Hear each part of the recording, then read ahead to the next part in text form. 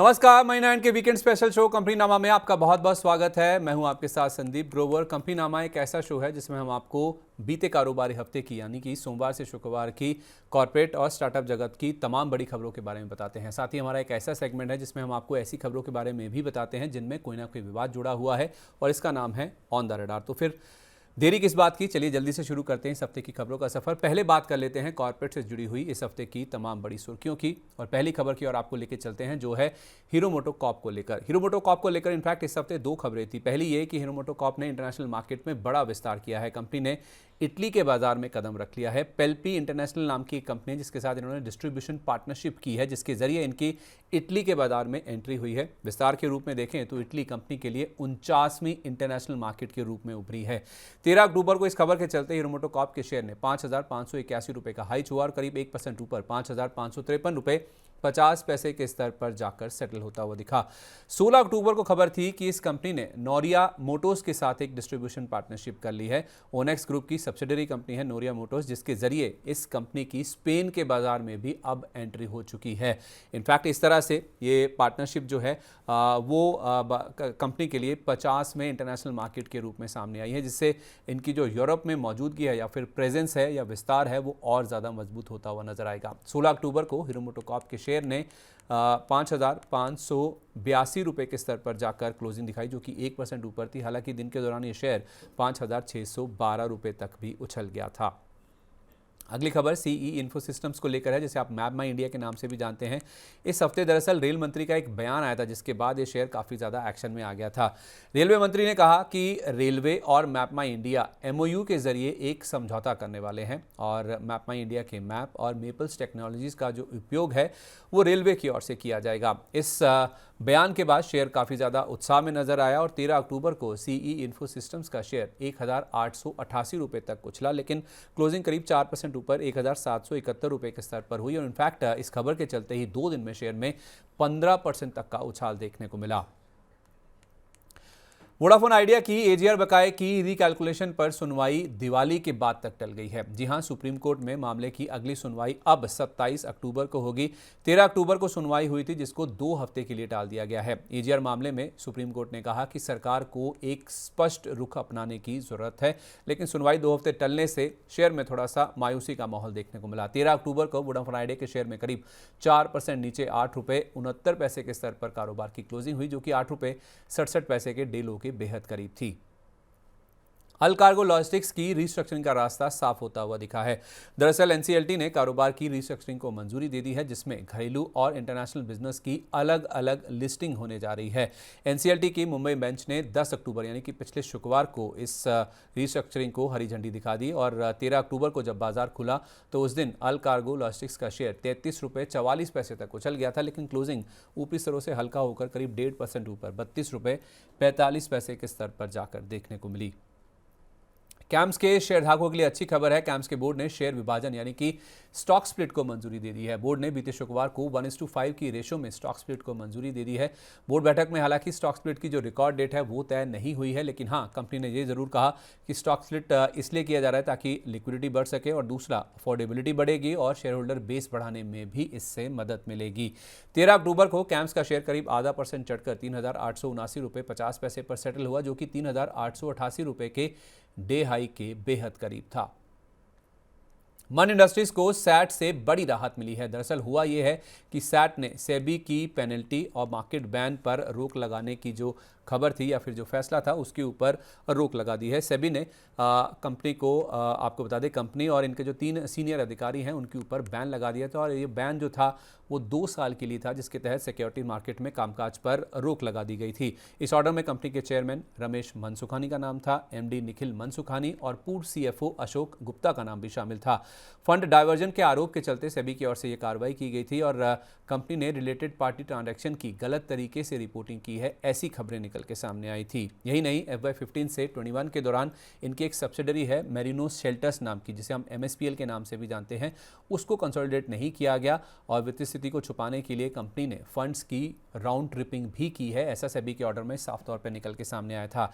यही नहीं, MSPL के 564 करोड़ रुपए के लोन को कैपिटल एडवांस में कन्वर्ट कर दिया गया, वो भी बिना मंजूरी लिए है और रिलेटेड पार्टी ट्रांजैक्शन का खुलासा किए बिना ही। 13 अक्टूबर को मन इंडस्ट्रीज के शेयर ने खुलने के कुछ ही मिनटों में 379 रुपए 80 पैसे का हाई बनाया, पर क्लोजिंग करीब 1.5% नीचे 377 रुपए के स्तर पर डे लो के करीब जाकर देखने को मिली। गेल के टैरिफ हाइक में लग सकता है बड़ा अड़ंगा। कुछ PNGRB यानी कि जो तेल गैस रेगुलेटर है, petroleum and natural gas regulatory board, उनके कुछ मेंबर्स ने टैरिफ हाइक का विरोध किया है, ऐसा न्यूज़ रिपोर्ट के हवाले से इस हफ्ते खबर निकल के सामने आई थी। आपको बता दें कि एनालिस्ट का पाइपलाइन टैरिफ में 10 से 20% बढ़त का अनुमान था, जो कि लंबे समय से पेंडिंग है। और जुलाई में इनफैक्ट PNGRB के एक मेंबर ने ही ऐसा हाईलाइट किया था कि टैरिफ में 20% तक की बढ़ोतरी देखने को मिल सकती है। अगर टैरिफ हाइक हो जाता है तो एनालिस्ट का मानना है कि इनके जो गैस ट्रांसमिशन बिजनेस है गेल का, उसके मुनाफे में तेज सुधार देखने को मिल सकता है। लेकिन इस खबर के चलते मायूसी हुई और 14 अक्टूबर को गेल का शेयर 3% या 173 रुपए 47 पैसे तक लुढ़क गया था और करीब 3.25% नीचे 175 रुपए 41 पैसे के स्तर पर जाकर बंद होता हुआ दिखा। अगली खबर अनंतराज को लेकर है और QIP इशू के जरिए पैसा जुटाया है कंपनी ने और उसके बाद ये शेयर हमने देखा फिसलता हुआ दिखा था। QIP के जरिए इस कंपनी ने 1100 करोड़ रुपए की रकम जुटा ली है। 662 रुपए के भाव पर 1 करोड़ 66 लाख शेयर इस कंपनी की ओर से जारी किए गए हैं और ये QIP इशू 7 अक्टूबर को कंपनी की ओर से लॉन्च किया गया था। इस QIP इशू में 5 बड़े फंड्स के नाम खास तौर पे सामने आए हैं, जिनको QIP के जो शेयर जारी किए गए हैं उसमें से 50% से ज़्यादा हिस्सा इन्हीं 5 फंड्स को ही अलॉट किया गया है। इस खबर के बाद 14 अक्टूबर को अनंतराज के शेयर ने खुलते ही 689 रुपये 55 पैसे का इंट्राडे हाई तो छुआ, लेकिन बाद में क्लोजिंग 4% से ज़्यादा गिरकर 657 रुपये 35 पैसे के स्तर पर जाकर हुई। इस हफ्ते टाटा मोटर्स के CV कारोबार का डीमर्जर लागू हुआ और वो दिन था 14 अक्टूबर का, जिस दिन CV कारोबार का डीमर्जर लागू हुआ। 14 अक्टूबर CV कारोबार की इनफैक्ट डीमर्जर की रिकॉर्ड डेट तय की गई थी। करीब 40% के एडजस्टमेंट के बाद 400 रुपये पर जो रेजिडुअल बिजनेस है, जिसे हम PV बिजनेस यानी कि पैसेंजर व्हीकल बिजनेस के नाम से जान रहे हैं, वो कारोबार 400 रुपये पर जाकर लिस्ट हुआ। 14 अक्टूबर को टाटा मोटर्स पैसेंजर व्हीकल्स का शेयर 376 रुपये 30 पैसे तक भी गिर गया था, लेकिन क्लोजिंग करीब 40% नीचे 395 रुपये के भाव पर देखने को मिली। RBL बैंक को एक बड़ा निवेशक खरीद सकता है और इस निवेशक का नाम शायद एमिरेट्स NBD हो सकता है। दरअसल इस हफ्ते न्यूज़ रिपोर्ट ऐसी थी कि मेजॉरिटी हिस्सा खरीद के लिए एमिरेट्स NBD की बातचीत जारी है, ऐसा न्यूज़ रिपोर्ट के हवाले से खबर थी। और हिस्सा खरीद के लिए जो मिडिल ईस्ट का बैंक है उसकी बातचीत एडवांस स्टेजिस में है। 51% से ज़्यादा हिस्सेदारी खरीदी जा सकती है और उसमें नाम था एमिरेट्स NBD का। और उस दिन यानी कि 14 अक्टूबर को जब ये खबर आई तो RBL बैंक के शेयर में 299 रुपये 60 पैसे तक का उछाल देखने को मिला, करीब 1% ऊपर 292 रुपये 40 पैसे पर कारोबार का अंत हुआ। 16 अक्टूबर को खबर आई कि 18 अक्टूबर को इस बैंक की बोर्ड बैठक होने वाली है, जिसमें पूंजी जुटाने के ऊपर यानी कि रकम जुटाने के ऊपर विचार होगा। कई सारे विकल्प हैं, जिसमें प्रेफरेंशियल इशू है, प्राइवेट प्लेसमेंट है या फिर अन्य तरीके से रकम जुटाने के ऊपर विचार किया जाएगा। तो कहीं ना कहीं उस खबर की पुष्टि भी होती हुई दिखी और उस दिन यानी कि 16 अक्टूबर को RBL बैंक का शेयर पहले 294 रुपये 30 पैसे तक फिसला, लेकिन बाद में 2% से ज़्यादा चढ़कर 305 रुपये 95 पैसे के स्तर पर जाकर बंद हुआ। इस हफ्ते PSU बैंकों के शेयर फोकस में रहे, क्योंकि सरकार की PSU बैंकों की रिस्ट्रक्चरिंग की योजना है, ऐसा एक न्यूज़ रिपोर्ट के हवाले से खबर आई। खबर इस तरह से है कि PSU बैंकों को 3 मेजर ग्रुप्स में रीऑर्गेनाइज किया जा सकता है। सरकार और RBI के नए प्लान के हिसाब से ये रीऑर्गेनाइजेशन होता हुआ दिखेगा, जिसमें एक SBI का ग्रुप है, जिसमें SBI, bank of Maharashtra, UCO bank और पंजाब एंड सिंध बैंक शामिल होंगे। कैनरा बैंक का एक ग्रुप होगा, जिसमें कैनरा बैंक के साथ साथ यूनियन बैंक, इंडियन बैंक और बैंक ऑफ इंडिया शामिल होंगे। और तीसरा ग्रुप होगा PNB का, जिसमें PNB के अलावा bank of Baroda, central bank of India और आयो भी शामिल होंगे। माना जा रहा है कि बहुत जल्द सरकारी बैंकों की रिस्ट्रक्चरिंग हो सकती है, एक न्यूज़ रिपोर्ट के हवाले से जो खबर आई उसके हिसाब से, और इसके ऊपर बैंकों ने पॉजिटिवली रिएक्ट किया। 15 अक्टूबर को इसके ऊपर रिएक्शन आया था। उस दिन PSU बैंकों के शेयरों में 1 से 7.5% की मजबूती के साथ कारोबार की क्लोजिंग देखने को मिली। कीस्टोन रियल्टर्स, जिनका रुस्तम जी नाम का फेमस ब्रांड है, इसकी OFS की खबर आई, उसके बाद शेयर में हमने देखा गिरावट देखने को मिली। दरअसल प्रमोटर्स ने 3.63% हिस्से के OFS की घोषणा की। 3 प्रमोटर्स हैं जिन्होंने 45,76,000 शेयरों को बेचने की यहाँ पे पेशकश की, जो कि 252 करोड़ रुपए की रकम में हो सकते हैं। 15 अक्टूबर को नॉन रिटेल के लिए और 16 अक्टूबर को रिटेल निवेशकों के लिए OFS खुलता हुआ दिखा, जिसका फ्लोर प्राइस 550 रुपए प्रति शेयर तय किया गया था, जो कि उस समय के मौजूदा भाव से 8.6% के डिस्काउंट पर था। यही कारण है कि 15 अक्टूबर को कीस्टोन रिएक्टर्स के शेयर में 560 रुपए 10 पैसे तक की गिरावट देखने को मिली और बाद में शेयर 8% टूटकर 562 रुपए 95 पैसे के स्तर पर बंद होता हुआ दिखा। प्रोडक्ट लॉन्च की खबर से इस हफ्ते ओला इलेक्ट्रिक में अपर सर्किट लगता हुआ दिखा। दरअसल खबर ऐसी थी कि 17 अक्टूबर को नया प्रोडक्ट लॉन्च करने वाली है कंपनी और ये प्रोडक्ट एनर्जी सेगमेंट में हो सकता है। नया प्रोडक्ट घरों और कारोबारियों के लिए BESS हो सकता है, ऐसा एक्सपर्ट्स का मानना था। BESS यानी कि बैटरी एनर्जी स्टोरेज सिस्टम। और इस खबर के चलते 15 अक्टूबर को ओला इलेक्ट्रिक का शेयर 5% के अपर सर्किट पर 52 रुपये 75 पैसे पर जाकर सेटल होता हुआ दिखा। 17 अक्टूबर को खबर आ गई कि कंपनी की क्लीन एनर्जी स्टोरेज सेगमेंट में एंट्री हो गई है। ओला शक्ति के साथ नए बिजनेस सेगमेंट में एंट्री हुई है। डिवाइस से AC, फ्रिज और छोटे अप्लायंसेस को बिजली मिलेगी। भारत में 1 ट्रिलियन रुपीस का बैटरी एनर्जी स्टोरेज सिस्टम का मार्केट है, जो कि 2030 तक बढ़कर $1 ट्रिलियन तक होने का अनुमान लगाया जा रहा है। 17 अक्टूबर को शेयर में 3% से ज़्यादा की तेजी देखने को मिली। लॉक इन खुलने से पहले अर्बन कंपनी का शेयर इस हफ्ते रिकवर होता हुआ दिखा। शेयर में 5 दिन की गिरावट पर ब्रेक रखता हुआ दिखा। हाल ही की गिरावट में शेयर ने 162 रुपए के लिस्टिंग प्राइस को भी नीचे की तरफ तोड़ दिया था। आपको बता दें 103 रुपए के इशू प्राइस के मुकाबले ये शेयर 162 रुपए 25 पैसे के स्तर पर लिस्ट हुआ था। 16 अक्टूबर को 1 महीने का IPO लॉक इन खुलेगा, ऐसी खबर थी और 4.15 करोड़ शेयरों यानी कि 3% हिस्से का लॉक इन खुलेगा, ऐसा नुआमा की एक रिपोर्ट में बताया गया था। 15 अक्टूबर को अर्बन कंपनी का शेयर 11% से ज़्यादा चढ़कर 167 रुपए 25 पैसे के स्तर पर जाकर बंद होता हुआ दिखा। 16 अक्टूबर को फाइनली 1 महीने का जो IPO लॉक इन है वो खुल गया, यानी कि 700 करोड़ रुपए के शेयर बाजार में ट्रेडिंग के लिए आ गए। 16 अक्टूबर को जब ये लॉक इन खुला तो अर्बन कंपनी के शेयर ने खुलते ही 165 रुपए 40 पैसे का इंटरडे हाई छुआ, पर क्लोजिंग करीब 4% नीचे 157 रुपए 91 पैसे के स्तर पर जाकर देखने को मिली। 1296 रुपये 60 पैसे के 52 वीक हाई के बेहद करीब पहुंच गया पेटीएम का शेयर। दरअसल इस कंपनी ने अपनी जो ऑफलाइन मर्चेंट्स पेमेंट बिजनेस है उसके ट्रांसफ़र को मंजूरी दे दी है। जो सब्सिडरी है पेटीएम पेमेंट सर्विसेज, उसको ये जो कारोबार है वो कंपनी की ओर से ट्रांसफ़र कर दिया गया है। पेमेंट एग्रीगेटर्स पर RBI के नियमों के अनुपालन के चलते ये ट्रांसफ़र किया गया है, जिसके तहत ऑफलाइन और ऑनलाइन मर्चेंट्स पेमेंट बिजनेस का कंसोलिडेशन होता हुआ नजर आएगा, जिसके चलते एक्सिस कैपिटल ने इस कंपनी का डबल अपग्रेड भी कर दिया। रिड्यूस से रेटिंग बढ़ाकर सीधा बाय कर दी और टारगेट 950 रुपए से बढ़ाकर 1500 रुपए कर दिया। 15 अक्टूबर को इन दोनों खबरों के चलते पेटीएम का शेयर करीब 2.5% ऊपर 1274 रुपए 90 पैसे पर बंद हुआ, पर डे हाई 1283 रुपए 90 पैसे का था, जो कि 1296 रुपए 60 पैसे के 52 वीक हाई के बेहद करीब था। वेदांता को इस हफ्ते CCI से यानी कि कंपटीशन कमीशन ऑफ इंडिया से एक अहम मंजूरी मिलती हुई दिखी है। JP एसोसिएट्स के अधिग्रहण की बोली को CCI से इस हफ्ते मंजूरी मिल गई। JP एसोसिएट्स को खरीदने के लिए इस कंपनी ने 17,000 करोड़ रुपए की बोली जमा की थी। 5 सितंबर को एक ओपन चैलेंज राउंड हुआ था जिसमें कंपनी ने सबसे ऊंची बोली लगाई थी और उस राउंड में अदानी ग्रुप की बोली को पछाड़ इस कंपनी ने सबसे ऊंची बोली लगाई थी, जिसको अब CCI की ओर से भी अप्रूवल आ गया है। 15 अक्टूबर को वेदांता का शेयर 484 रुपए 50 पैसे तक उछल गया था, पर क्लोजिंग करीब 0.5% ऊपर 481 रुपए 85 पैसे के स्तर पर जाकर देखने को मिली।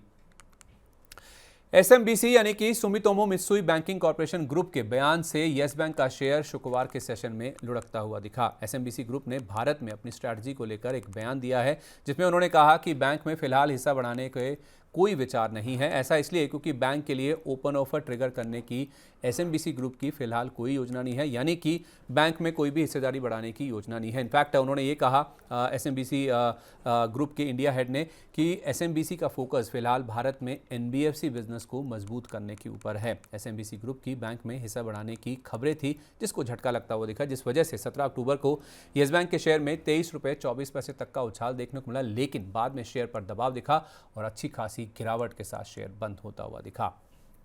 चलिए बात करते हैं प्राइमरी मार्केट की। इस हफ्ते शेयर बाजार में छह नई कंपनियों ने दस्तक दी। इसमें पहला नाम था टाटा कैपिटल का, जो कि इस हफ्ते इनफैक्ट पूरे साल का ही सबसे बड़ा आईपीओ था। इसकी लिस्टिंग ठंडी रहती हुई दिखी। एनएसई पर यह शेयर 330 रुपये के भाव पर लिस्ट हुआ। इशू प्राइस से 1.25% के प्रीमियम पर लिस्टिंग हुई, क्योंकि 326 रुपये का इशू प्राइस था।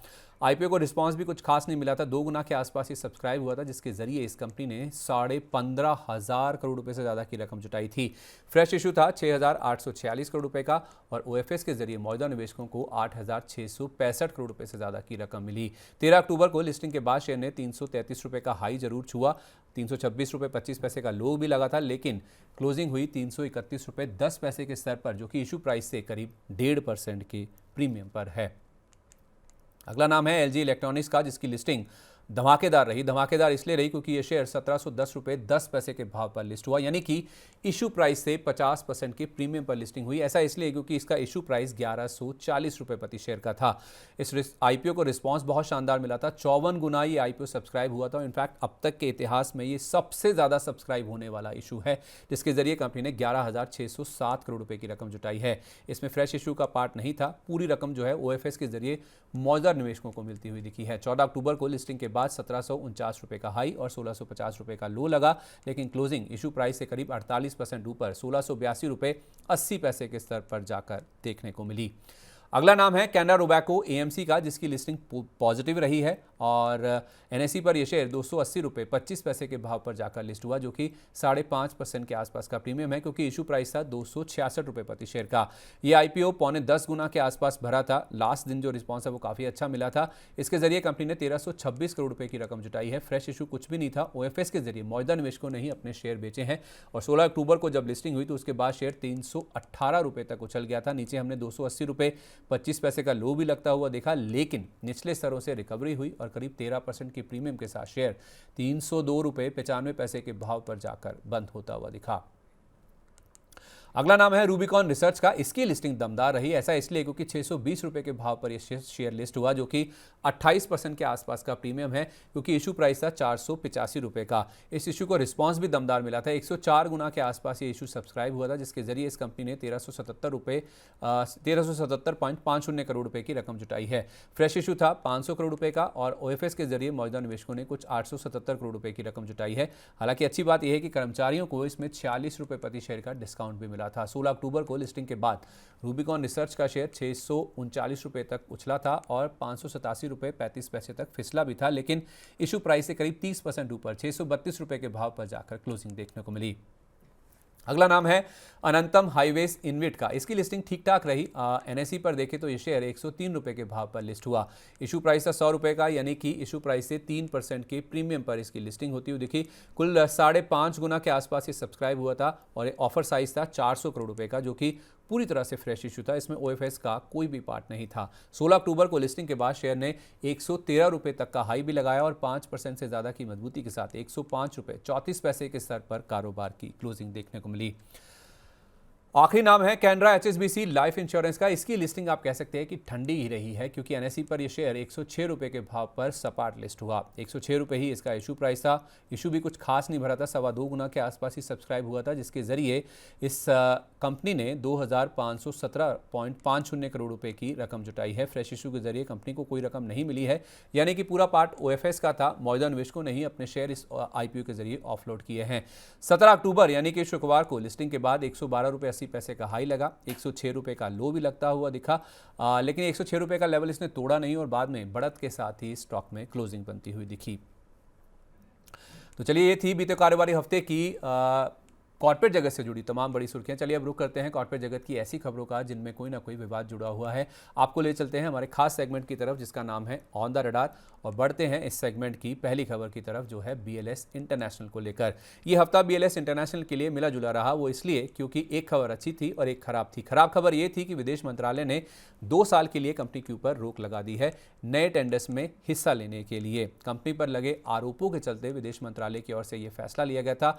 आरोपों में कंपनी के खिलाफ जो कानूनी विवाद चल रहा है वो शामिल है, और उसके साथ साथ पासपोर्ट आवेदकों की ओर से जो ढेरों शिकायतें आई हैं वो भी एक वजह मानी जा रही है। कंपनी ने कहा कि मामला सुलझाने के लिए वो सारे प्रयास कर रहे हैं।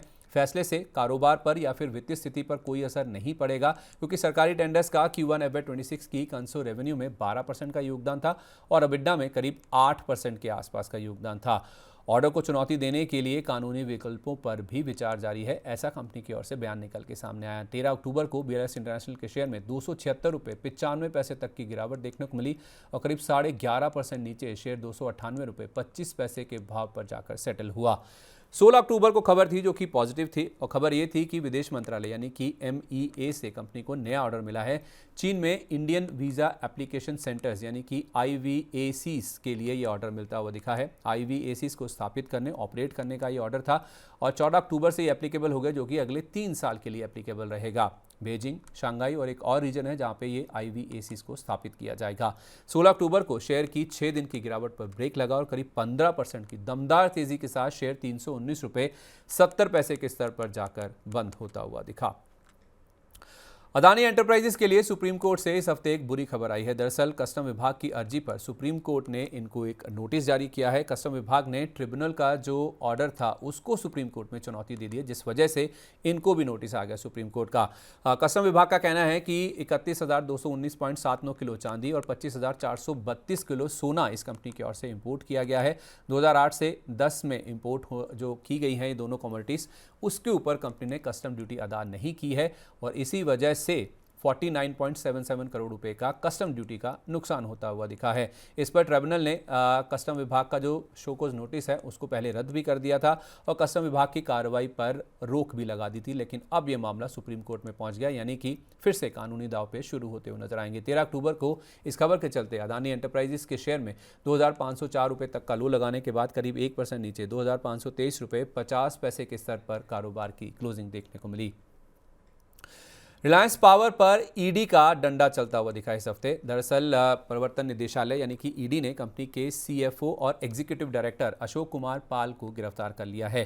Fake bank guarantee linked PMLA case में ये गिरफ्तारी हुई है। PMLA यानी कि prevention of money laundering act, और आपको बता दें कि सेकी यानी कि solar energy corporation of India को 68 करोड़ रुपए की फेक बैंक गारंटी जारी की गई थी, जिससे जुड़ा हुआ ये मामला है। और इस संदर्भ में शुक्रवार रात को इनके जो CFO हैं उनसे पूछताछ की गई और उसके बाद इनकी गिरफ्तारी होती हुई दिखी। 13 अक्टूबर को रिलायंस पावर के शेयर ने इसके ऊपर रिएक्ट किया। 43 रुपये 55 पैसे तक का लोच हुआ इस शेयर ने और 5% से ज़्यादा की गिरावट लेकर शेयर 46 रुपये 10 पैसे के स्तर पर जाकर बंद होता हुआ दिखा।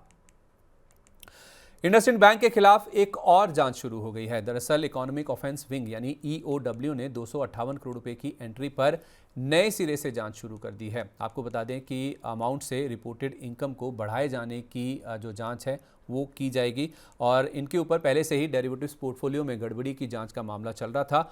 उसी जांच के दौरान डेरिवेटिव्स पोर्टफोलियो में जो 1950 करोड़ रुपए की गड़बड़ी हुई थी, उसी जांच के दौरान ये नई एंट्री है जो कि सामने आई है, जिसको लेकर अब फ्रेश जांच इनिशिएट की गई है। 17 अक्टूबर को जब ये खबर आई तो इंडसइंड बैंक के शेयर ने 734 रुपये 50 पैसे का लोच हुआ, लेकिन क्लोजिंग निचले स्तरों से रिकवरी के साथ देखने को मिली। तो कॉर्पोरेट जगत से जुड़ी इस हफ्ते की तमाम बड़ी खबरें हमने आपके सामने रख दी हैं। बढ़ते हैं स्टार्टअप्स की खबरों की तरफ और चलते हैं हमारे अगले सेगमेंट की तरफ, जिसका नाम है स्टार्टअप अपडेट। और इसमें पहली खबर है फ्लिपकार्ट को लेकर। ईडी ने फ्लिपकार्ट को अपना केस बंद करने का विकल्प दिया है। ईडी ने कंपनी को मामला निपटाने का एक ऑफर दिया है। फेमा यानी कि फॉरेन एक्सचेंज मैनेजमेंट एक्ट नियमों के उल्लंघन से जुड़ा हुआ ये मामला है, जिसको सेटल करने का ऑफर ईडी की ओर से फ्लिपकार्ट को मिला है। ईडी का कहना है कि आप अपनी गलती को मान लीजिए, स्वीकार कर लीजिए और पेनल्टी का भुगतान कर लीजिए। इस तरह से ये मामला सेटल हो सकता है और हाँ, अपने साथ जो जुड़े हुए सेलर नेटवर्क है उसको भी आपको डिसमेंटल करना होगा। तो आज के एपिसोड में बस इतना ही। खबरों के सिलसिले को यहीं पर विराम देते हैं, पर अगले शनिवार को आपसे फिर मुलाकात होगी इसी समय नई खबरों के साथ। तब तक आप जुड़े रहिए मनी 9 के साथ। और विदा लेने से पहले एक जरूरी बात, मनी 9 आपके लिए लेकर आया है मनी 9 प्राइम मेंबरशिप, जिसमें हमारे एक्सक्लूसिव कंटेंट को देखने के लिए अपनी स्टॉक्स और म्यूचुअल फंड पोर्टफोलियो से जुड़ी उलझनों का जवाब पाने के लिए आप सब्सक्राइब कीजिए हमारे प्राइम प्लान्स को। ज्वाइन करने के लिए मनी 9 के यूट्यूब पेज पर जाइए, ज्वाइन बटन प्रेस कीजिए, प्लान चुनिए, पेमेंट कीजिए और बस बन जाइए हमारे प्राइम मेंबर। एक और जरूरी बात, अगर आपको हमारा इस हफ्ते का शो अच्छा लगा है तो नीचे कमेंट बॉक्स में अपनी राय हमारे साथ जरूर शेयर करें और अपने दोस्तों, सहयोगियों और रिश्तेदारों को भी इस वीडियो का लिंक जरूर शेयर करें। नमस्कार, happy weekend, happy Dhanteras, happy Diwali.